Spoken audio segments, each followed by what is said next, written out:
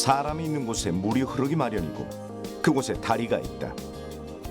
물길을 잇기 위해 만든 것이지만 다리는 사람과 사람을 잇고 문명과 문명을 이어왔다. 그리고 지금 많은 사람들이 더 길고 더 안전하고 더 아름다운 다리를 만들어가고 있다. 그 굵은 다리는 인류의 삶의 일부입니다. 다리를 향한 인간의 야망은 열정이라는 추진체를 만나 한편의 예술작품으로 탄생되고 있다.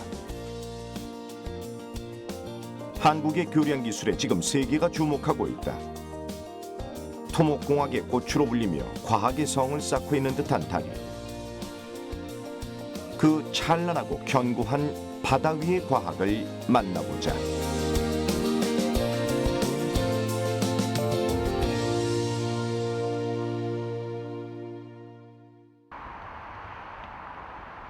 서울의 야경 중 빼놓을 수 없는 장관은 바로 한강이 빚어내는 야경이다.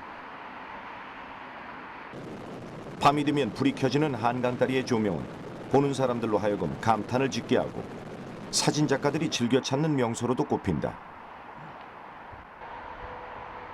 동작대교에 위치한 구름다리 카페. 한강을 남북으로 잇던 다리가 단순한 연결 통로를 넘어 시민들의 새로운 쉼터로 거듭나는 순간이었다. 차를 타고 순식간에 지나쳤던 한강은 보다 높은 전망을 보장하는 다리 위에서 시민들에게 색다른 여유를 안겨주었다. 저녁 무렵이면 서쪽으로는 63빌딩과 아름다운 석양이, 북쪽으로는 남산타워가 손에 잡힐 듯 가깝다. 사람들이 이곳을 찾는 이유 중 하나다. 건너편에 불빛도 보이고 한강 다리 위에 있는 가로등 불빛이나 저희 반대편에 보이는 다리들도 예쁘고 남산 타워도 보이니까 분위기도 좋고 한강 바람 불어서 또 날씨도 더운데 시원해져서 기분 좋아서 자주 오는 것 같아요. 구름다리 카페는 특히 근처에 주차장이 있어 이용객이 많은 편이다. 다른 한강 전망 카페들 역시 불편한 접근성을 개선해 많은 시민의 휴식처가 되고 있다. 수도 서울의 생명줄인 한강을 잇는 다리는 현재 건설 중인 다리까지 총 31개에 달한다. 늘어나는 수와 함께 다리의 공법도 주변 환경과의 조화를 이루는 아름다움도 발전을 거듭해왔다. 한강은 교량과학의 축소판과도 같다. 현수교를 제외한 모든 교량 형식이 한강의 다리들에 적용돼 있기 때문이다. 교량 형식의 발전 순서로 볼 때 먼저 거도교가 있다. 거도는 기둥과 기둥 사이에 걸치는 큰 볼을 뜻하는데 수평으로 놓인 볼을 수직으로 세운 기둥이 받치는 간단한 구조여서 안정적이면서도 빠르게 만들 수 있다. 건설 부재가 적게 들어 설계나 제작이 쉽지만 외관은 초라한 편이다. 양화대교와 한남대교가 거도교에 해당한다. 교량의 구조가 곡선 모양인 아치교도 있다. 독특한 곡선의 아름다움 덕분에 아치교 역시 옛날부터 널리 이용되어 온 형식. 일반적으로 다리의 하중이 수직으로 작용하는 반면 아치교는 아치 구조물 자체에서 압력을 받아 하중을 분산시킨다. 서강대교와 현재 건설 중인 암사대교가 아치교로 주로 지반이 단단한 곳에 건설된다. 연속된 삼각형 뼈대 구조인 트러스 형식의 다리도 있다. 교각의 거리가 비교적 긴 다리에 적합하여 많이 사용되다가 트러스 부재 구성이 복잡하고 가설비가 비싸 최근에는 많이 선호하지 않는 편이다. 성산대교는 이 트러스 구조와 아치 형식을 혼합해 교량 디자인의 가치를 높은 것으로 평가받고 있다. 이 밖에도 주탑에 연결된 케이블로 거도를 지지하는 사장교 형식은 거리가 넓은 교량에서 주로 사용하는데 올림픽 대교와 행주대교 그리고 현재 건설 중인 월드컵 대교가 대표적인 한강의 사장교다. 한강의 다리들 중에는 교량사의 길이 남을 상징적인 의미들을 담고 있는 경우가 많다. 그렇다면 한강의 다리 건설은 언제부터 시작됐을까? 한강에는 20세기에 이르기까지 상설된 다리가 없었습니다. 이게 놀라운 거죠. 조선시대까지만 해도 나룻배를 타고 강을 건넜고 강변을 따라서 18군데의 나루터가 있었어요. 근데 기가 막히게도 지금 현재 한강 다리가 놓여 있는 자리와 거의 일치합니다. 한강 위에 놓인 최초의 다리는 1900년 7월 5일 준공된 한강철교다. 한강철교건설공사는 국내 최초의 근대식 토목공사로 수많은 인부를 한강 모래벌에 모이게 함으로써 용산 일대에 큰 발전을 가져왔다. 하지만 아쉽게도 우리 기술이 아니라 일제 총독부가 지은 다리다. 이후 1917년 사람과 우마차가 모두 다닐 수 있는 인도교가 건설됐다. 지금의 한강대교다. 걸어서 한강을 건너는 한강 인도교의 건설은 한반도의 교통혁명으로 비유될 만한 일대 사건이었다. 여기 전체 폭이 7.7m입니다. 7.7m고 요 가운데 여기 차도가 4.5m고요. 양쪽이 1.6m씩의 인도교입니다. 인도교인데 이게 폭이 이렇게 좁을 수밖에 없었던 것은 물론 그 당시에 교통량도 적었겠습니다만은 이 강철 재료를 한강철교를 보수하면서 철거했던 것을 재활용한 겁니다. 그래서 이 다리가 이렇게 좁고 이렇게 좁게 건설되었습니다. 그런데 결국 이 다리는 축제된 지 20년도 채우지 못하고 철거됩니다. 철거되고 다시 신교로 거듭 태어나게 되는 거죠. 서울 성수동 뚝섬 유원지에서 강남구 압구정동을 잇는 성수대교가 개통됐습니다. 박 대통령은 1930년대 중반부터 30년 동안은 단 하나의 다리도 건설되지 못한 공백기다. 그러다가 60년대에 접어들면서 경제개발 의욕이 넘치며 한강다리 건설에 붐이 일기 시작했다.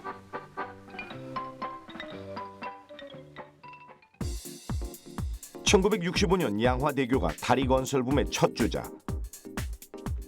신교와 구교로 두 차례에 걸쳐 완공된 양화대교는 광복 후 한국기술진에 의해 세워진 최초의 한강다리다. 1990년 6월에 준공한 한강의 16번째 다리 올림픽대교는 우리나라 최초의 콘크리트 사장교로 설계됐다. 88m의 주탑은 88올림픽을, 24개의 케이블은 당시 올림픽 회차였던 24회차를 상징한다. 그와 반면 준공 20년도 안 돼 무너진 성수대교는 교량 설계의 중요성을 일깨우기도 했다. 이 비극적인 사고의 원인은 여러 가지로 분석됐다. 다리에 교량 상판을 떠받치는 철제 구조물의 연결 이음새의 용접이 제대로 되지 않았고 10mm 이상 되어야 하는 용접 두께가 8mm밖에 되지 않았던 점, 볼트 연결 부실 등이 문제였다. 교량의 건설은 물론 관리의 총체적 부실이 가져온 참담한 사고로 큰 희생은 이후 다른 교량에 대한 경각심을 일깨워줬다. 성수대교 붕괴 사고 이후에 시설물 관리에 관한 특별법이 생겼습니다. 시특법이라고 하는데 그 법에 의해서 그 한강교량 같이 그런 대형의 특수교량들은 매 5년마다 한 번씩 정밀 안전 진단을 하게 돼 있고요. 그리고 매 2년에 한 번씩 정밀 점검을 해서 거의 2년 주기로 그 교량을 전체적으로 점검을 해서 손상이나 문제점들을 찾아내고 보수를 진행을 하고 있습니다.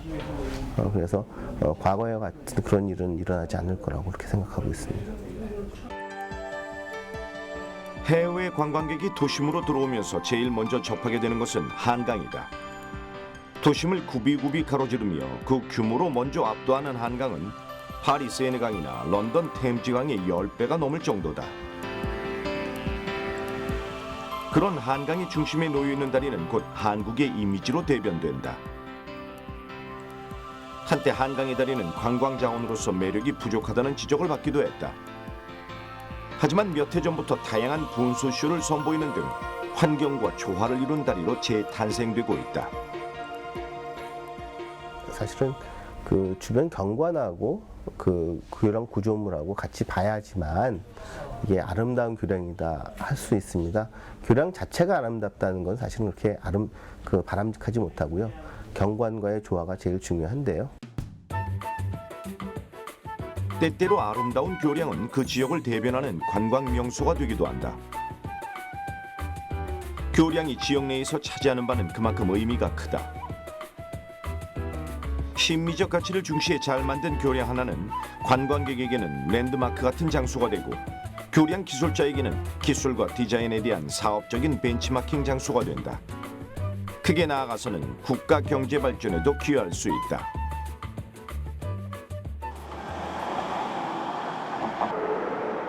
국내 사장교로는 가장 긴 바다 위의 고속도로로 불리는 인천대교.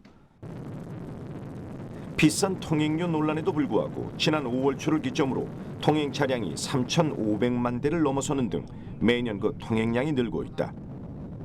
특히나 인천대교의 경우 개통 후 국내외 관광객 120만 명이 방문했는데 아름다운 교량 디자인이 한몫했다는 평가다. 자동차를 타고 인천대교를 지나다 보면 좌우로 드넓게 펼쳐진 서해와 주변 도시의 스카이라인이 한눈에 들어온다. 한국관광공사가 지난해 12월 인터넷 투표를 실시한 결과 국내 토목 구조물로는 유일하게 인천대교가 한국관광 기네스에 선정됐을 정도다. 많은 사람들이 그 심미적인 가치를 높게 평가한 것이다.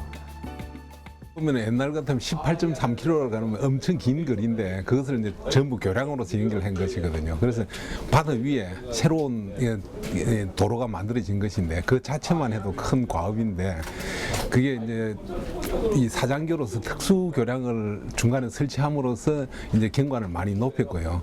그런데 이제 그 교량은 특히나 그 일본에서 이렇게 만들어지는 상이 있거든요. 다나카 상이라고. 그것도 수상하기도 했고 미국에서도 11년도에 최우수 프로젝트로 선정된 그런 다리입니다. 예. 아름다운 교량을 행정적 차원에서 적극 검토하여 지원하고 있는 도시도 있다.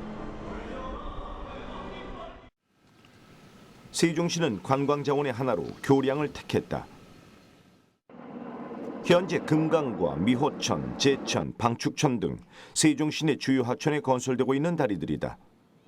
교량의 일차적인 목적은 교통 환경 개선이나 주민들의 생활 편의에 있지만 교량 그 자체만으로도 관광지의 역할을 수행할 수 있을 것이란 판단에서였다.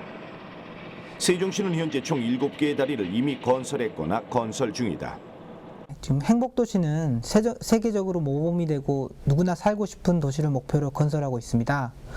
이에 세종시의 개발 계획과 자연환경을 고려해서 입지에 부합하는 교량 형식의 독특성 확보, 또한 이용자 측면을 고려해서 체험과 만남의 장소가 될 수 있도록 교량을 계획하여 입주민들의 만족도를 제고하고자 교량 디자인에 역점을 두었습니다.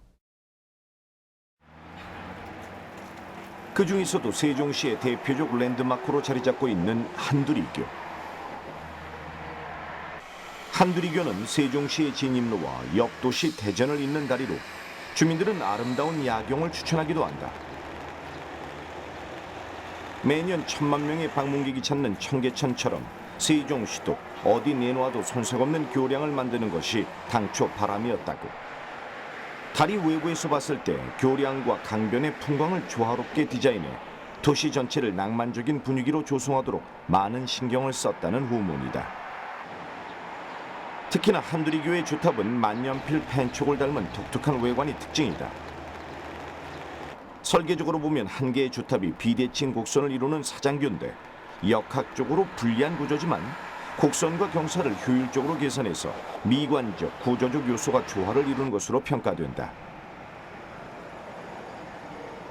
그만큼 시공도 까다로웠다. 사전에 곡선 형상에서 드러날 수 있는 문제를 도출하도록 사전 모형 시험과 철저한 개척 관리를 거쳐야만 했다.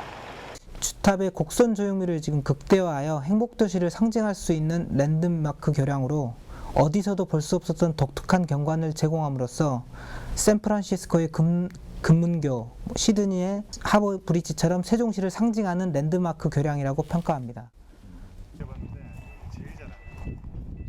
하지만 교량이 독특한 외관만 갖췄다고 해서 우수성을 인정받을 수는 없는가. 주변 환경과 어울리는 조형미도 중요하지만 무엇보다 견고해야 한다. 세종시의 또 다른 교량 건설 현장. 2011년 가을에 착공한 금강 4교 건설 현장이다. 현재 교량 상부 구조 시공이 한창 진행 중인데 금강사교는 한두리교와는 또 다르게 주탑이 U자형이다. U자형 주탑의 가장 큰 특징은 시야 개방성. 국내에 건설되는 대부분의 주탑 형식은 개방 형태를 띠고 있지 않는 것과 대비된다. U자형 주탑은 케이블의 장력 방향과 주탑 하중 방향의 합력을 주탑의 축선과 일치하도록 설계하여 주탑 상부의 폐합 없이도 개방형을 유지할 수 있도록 한 게 기술력이다. 금강사교 교량 건설에 적용되는 공법은 이것만이 아니다. FCM 공법이 그중 하나. 기시공된 교각을 중심으로 좌우 평형을 유지하며 순차적으로 이동하는 이동식 작업차, 우리 폼 트래블러라고 합니다. 폼 트래블러를 이용하여 상부 구조, 즉 세그먼트를 하나하나씩 제작해 나가는 공법입니다. 특히 교량 하부에 지반 조건이 불리하다든가 동발이 사용이 어려운 즉 하천이나 해상공사 등에 유리한 공법입니다. 특히 저희 금강사교의 교량 폭우는 36.1m로 현재 국내 FCM 공법 적용 현장 중 최대 규모를 자랑하고 있습니다. 교량 건설의 최우선인 안전을 필두로 부가적인 경관 고려의 한창인 세종시 교량 건설 현장. 기획 과정에서부터 주목을 받았던 만큼 기술과 경관 모두 성공적인 결실을 맺길 기대해 본다. 수천 년 동안 발전해온 인류 문명의 역사는 다리 건설의 역사와도 어깨를 나란히 한다. 오랜 옛날에는 바위나 거대한 나무를 이용해 폭이 좁은 하천이나 계곡을 통행했다. 그 후 점차적으로 진화한 기술과 함께 도로가 들어섰고 석재와 목재를 원하는 형태로 가공했다. 또한 공업의 발전으로 인한 수로를 설치하며 다리는 좀 더 실용성을 갖추는 형태로 다양화된다. 미학적인 측면도 고려하기 시작했다. 아치 형태의 곡선 구조를 도입한 다리는 사찰이나 고궁에서도 여전히 그 역사를 자랑하고 있다. 19세기 중엽을 지나면서는 교량이 또 한 번의 진화를 거듭한다. 학문의 발전과 함께 설계와 시공 기술력이 급속도로 향상했는데 작은 부재들을 연결하는 공법에서 큰 부재를 한꺼번에 움직인다거나 대부재를 미리 조립해서 한꺼번에 설치하는 단계까지 온 것이다. 그리고 그런 진화 속에서 안전하고 강한 교량 설계에 대한 열망은 현재까지 이어지고 있으며 실로 놀라운 결과물을 탄생시키고 있다. 먼저 국내 최대 규모의 현수교 이순신 대교를 그 사례로 들 수 있다. 건설 당시부터 순수 국내 기술로 착공해 대외적인 이목을 끌었던 이순신 대교는 해상 특수 교량의 기술적 자립을 거머쥐는 데 성공했다. 그간 기획 단계부터 일본 등의 해외 기술자들에게 종속됐던 기존의 건설 체제를 완전히 바꿔낸 것이다. 그래서 세계적으로 저희 나라가 그 현수교, 장대 교량에 있어서는 어떤 나라에 뒤지지 않고 할 수 있다. 우리 기술력으로 그런 시발점이 된 계기가 된 교량이라고 할 수 있습니다. 그게 그 국내 순수 기술로 만들었던 이순대교의 그 자랑이자 그 자부심이라고 할 수 있습니다.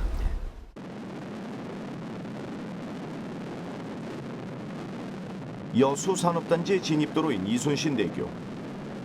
특히 현수교는 전 세계적으로 시공 사례가 드물고 투입 비용이 대규모로 이루어지기 때문에 건설 과정에서부터 이목을 끌기 마련이었다. 교량의 총 길이만 1545m. 국내에서는 최대, 그리고 세계에서는 네 번째로 긴 규모다.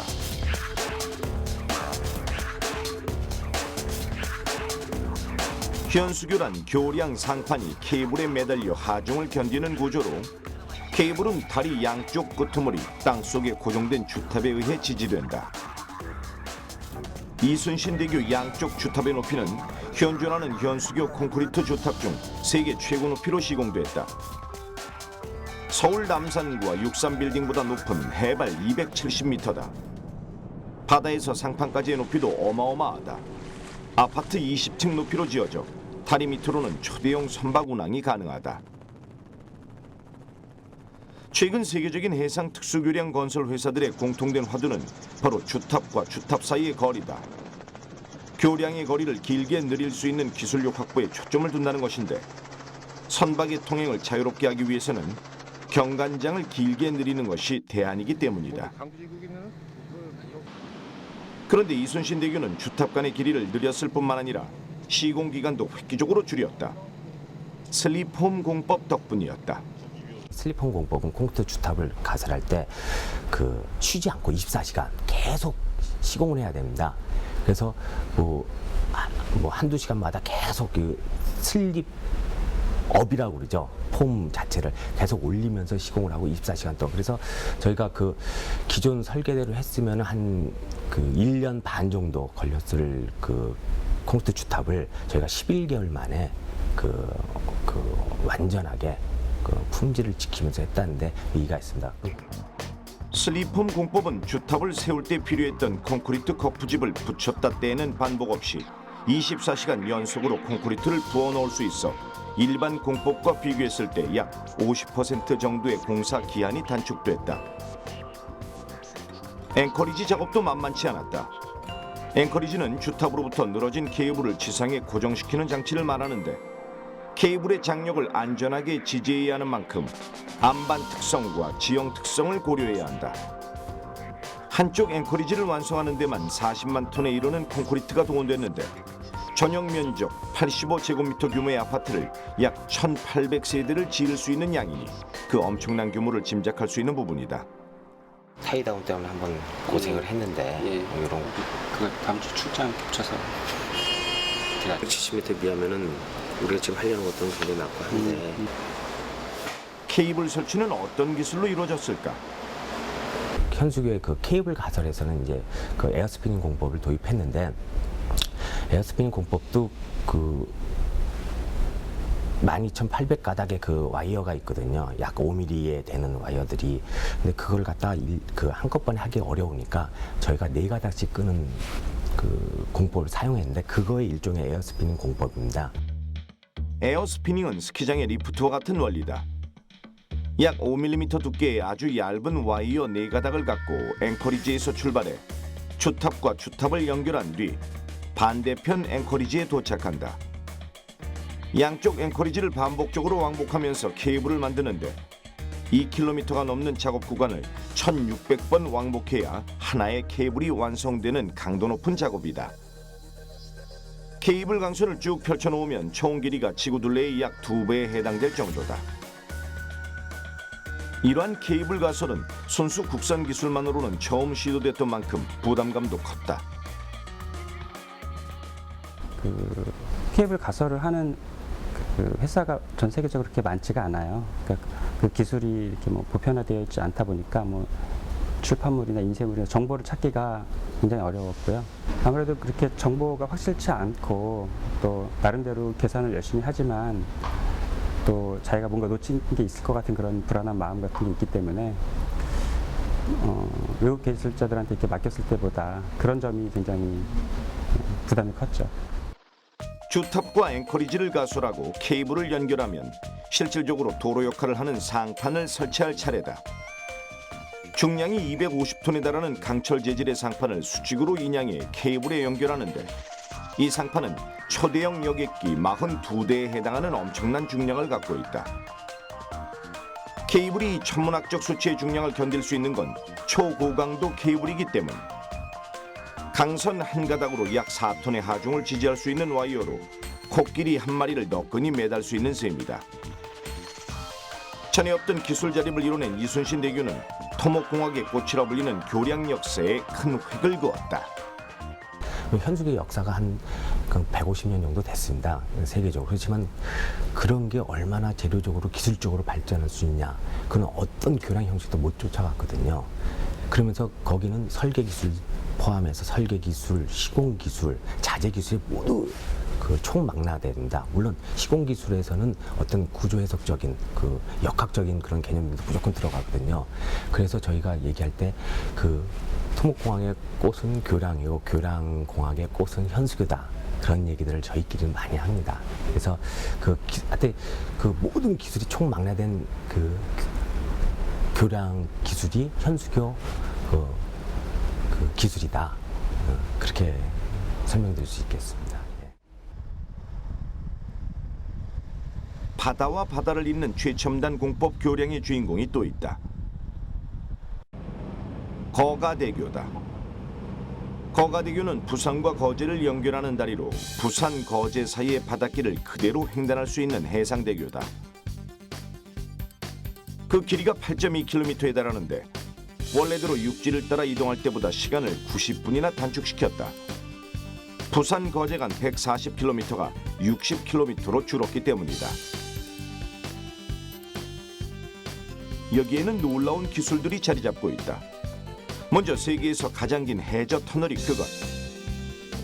국내 최초의 해저 터널이면서 세계에서 가장 수심이 깊어 그 시작부터 주목을 받았는데 바다 밑을 파고 들어가는 터널이 아니라 지상에서 만든 콘크리트 터널을 바닷속으로 가라앉힌 이른바 침매 공법 터널이었던 것이다. 침매는 일반 지반을 굴착해서 터널을 만드는 굴착 터널과 달리 침매는 내부에 차량이나 열차가 다닐 수 있는 공간을 가진 긴 박스 구조물을 육상에서 만들어 가지고요. 그 구조물을 잠수함처럼 물에 띄워서 운송해 가서 가라앉힌 이후에 내부를 연결시켜서 터널을 만드는 공법을 말합니다.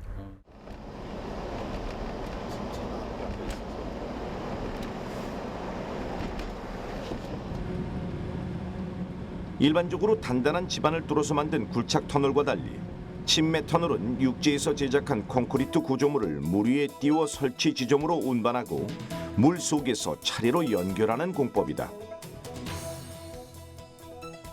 먼저 터널 본체라 할 수 있는 콘크리트 구조물 침매 함체를 제작해야 하는데 세계에서 가장 큰 함체로 개당 무게가 무려 5만 톤에 달한다. 완성된 함체는 부력을 이용해 바다로 운반되고 이후 임시로 대기할 계류장으로 함체를 이동시키는 1차 예인 작업이 이루어진다.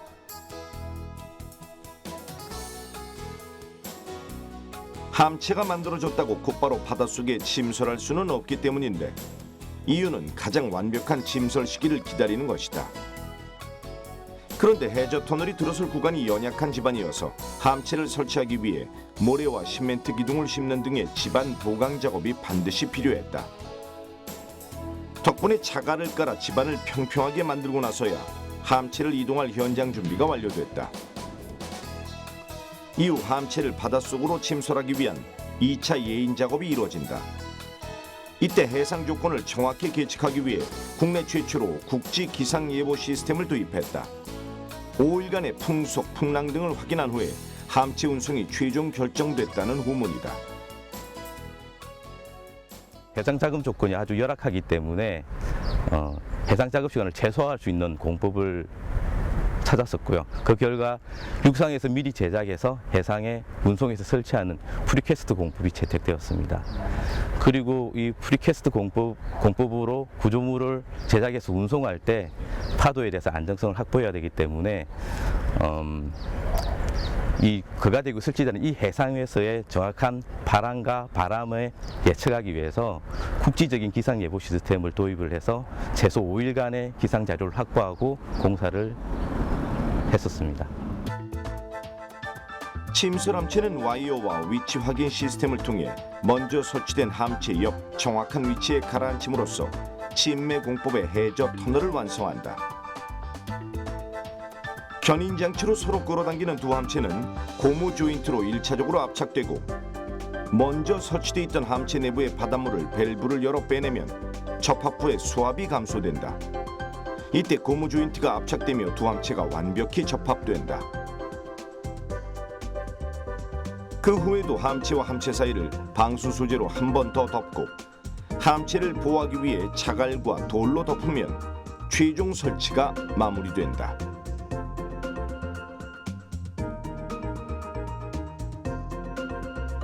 수심 48m의 침매 터널은 당당히 현실이 됐다. 국내 최초 그리고 세계에서 가장 긴 해저 터널이었다. 기술의 승리는 곧 명성으로 이어졌다. 아무래도 빨리 오니까 배 타고 오는 것보다 더 빠르니까 시간이 단축되니까 좋지요. 해수선에 설레이고 뭐 또 걱정되기도 하고 안전할까 다녀올 때마다 이렇게 바다를 가로질러 가니까 여러 가지 이렇게 시원한 느낌, 그리고 단축이 많이 전에보다 많이 되고 거기 올라오면 쉽고 이래서 저한테는 굉장히 참 좋은 구경도 하고.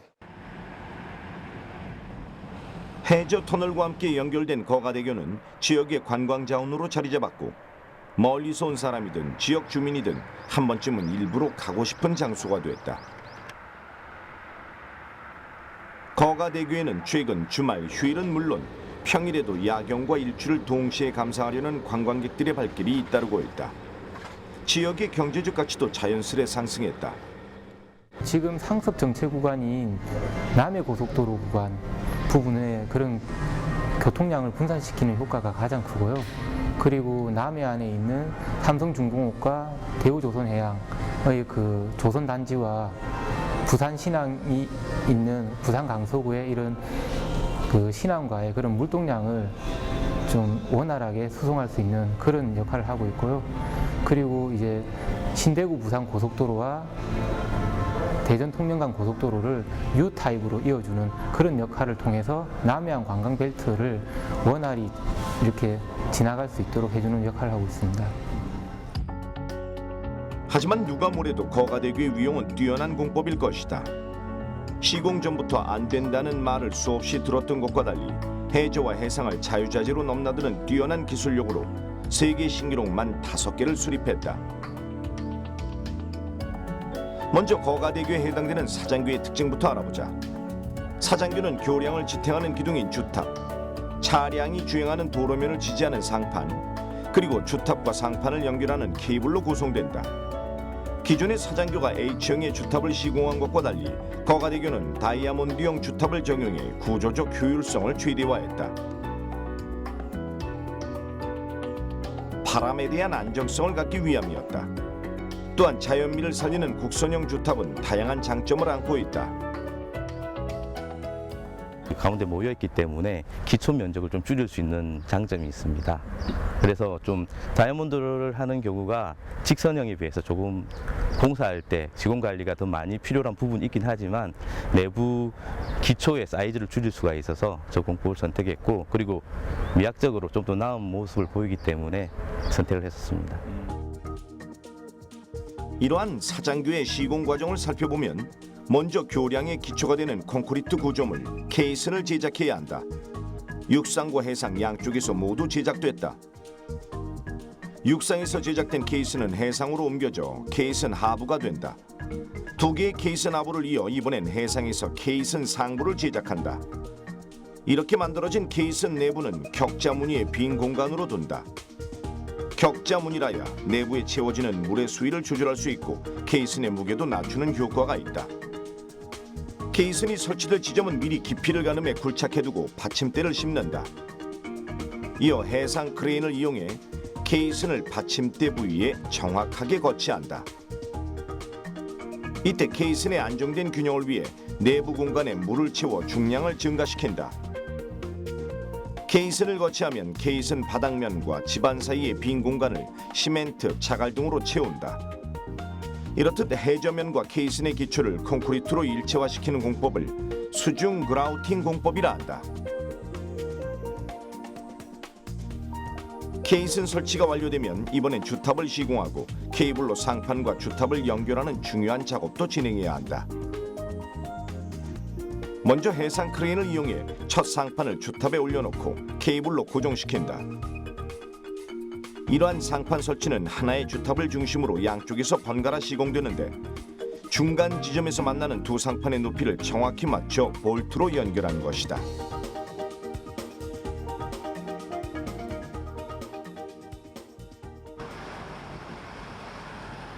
첨단 공법과 자연이 조화를 이루는 한편의 예술작품과도 같은 다리. 그렇다면 거가대교의 안전 시스템은 얼마나 잘 갖춰졌을까? 먼저 남해안은 물류나 유조선 선박의 통행이 잦다. 당연히 대형 선박으로 인한 충돌, 침몰 등에 안전할 수 있어야 한다. 침매 터널은 수심 20m 아래에 지어져 대량 선박이 지나가도 안전하도록 설계됐다. 만에 하나 터널에서 사고가 생기면 90m 간격으로 하나씩 있는 방화문으로 나올 수 있도록 대피 측면에도 심혈을 기울인 것이다. 특히 이제 침해 터널 같은 경우는 지반이 처지게 되면 문제가 물이 셀 수가 있기 때문에 일단 연약 지반을 보강을 했고요. 보강을 해서 지진에 대해서도 지반이 안정화되도록 만들었고요. 그리고 일단 침해 터널 경우는 그 물이 새는 경우가 가장 큰 문제가 됩니다. 그래서 함체와 함체 사이 연결부에 물이 셀 수가 있기 때문에 세계 최초로 이중으로 지수제를 적용하였습니다.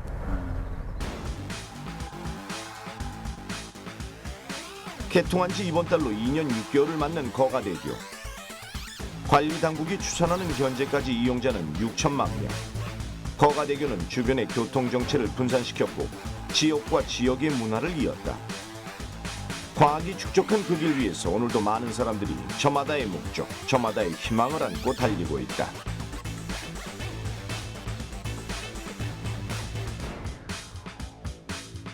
불과 반세기도 안 돼 교량 기술은 눈부신 성과를 내고 있지만 과거에도 그 기술은 엄연히 존재했다. 한때 청계천에 있다가 청계천 북계공사로 지금은 장충동으로 자리를 옮긴 수표교. 화강암을 짜맞춘 돌다리인데 함부로 옮기기에는 안타까울 만큼 과학적으로나 역사적으로나 의미 있는 다리다. 1441년 세종 23년에 설치했습니다. 이게 세계 최초의 하천 강수량 측정 기구입니다. 서양 최초의 카스텔리 강우량기보다 198년 앞선 세계적으로 아주 탁월하게 뛰어난, 지금 다리를 놓는 과학도 중요하지만은 그 다리가 실천한 과학, 자연과학, 이 세계적으로 의미 있는 곳이 바로 개천의 수표교였습니다. 한국 교량과학의 역사를 거슬러 올라갈 때 빼놓을 수 없는 다리가 또 있다. 진천에 있는 농다리다. 개울 한가운데 돌을 놓은 징검다리 형태로 농다리는 그야말로 가장 원시적인 다리라 할 수 있겠다. 농다리는 현존하는 돌다리 중 가장 긴 다리다. 고려 고종 때 지어진 것으로 전해지는데 유구한 세월의 흔적을 꿋꿋이 지켜온 만큼 이제는 충청북도 지방문화재 28호로 지정돼 지역의 보호를 받고 있다. 그런데 그 오랜 시간 동안 어떻게 버틸 수 있었을까? 그 다리를 놓게 되면 아무래도 하천에 놓게 되면 물살이 빨라지다 보면은 이 하중을, 다리라는 게 이제 물에 하중을 받게 되는데 돌을 쌓을 때, 그러니까 물고기 비늘처럼 겹겹이 똑바로 일직선으로 쌓은 게 아니라 겹겹이 싸서 올리고, 또 위쪽에서 보면 좀 유선형의 모양이 있습니다. 그래서 물이 쭉 치더라도 첩에 받는 면은 적으면서 물이 돌아나가게 되겠죠. 그러니까 직사각형으로 만들면 아무래도 하중을 받는데 그런 것들을 물의 유속을 감안해서 만들었기 때문에 그런 방법에 있어서 좀 과학적인 측면이 있지 않았나. 1200년대에 지어진 것 치고는 놀랍게도 과학적인 측면이 숨겨져 있다. 그저 돌다리를 얼기설기 쌓아놓은 정겨운 모습이지만 그 옛날 현인의 지혜가 고스란히 담겨있는 것이다. 검붉은 자줏빛을 보이는 돌은 이 지역에서 생산되는 돌로, 쌓은 모양새를 살펴보면 물고기 비늘처럼 촘촘히 쌓아 반대편 안쪽에서 돌의 뿌리가 서로 엇물리게 하되 틈새는 작은 돌로 메웠다. 교각의 폭과 두께는 위로 쌓아 올릴수록 좁아지는 유선형인데 물의 저항을 덜 받기 위한 방법을 쓴 것으로 헤아려진다.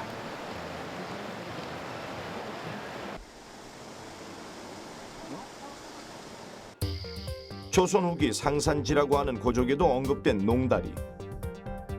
그 축조 방법을 살펴보면 먼저 기초석을 쌓는다.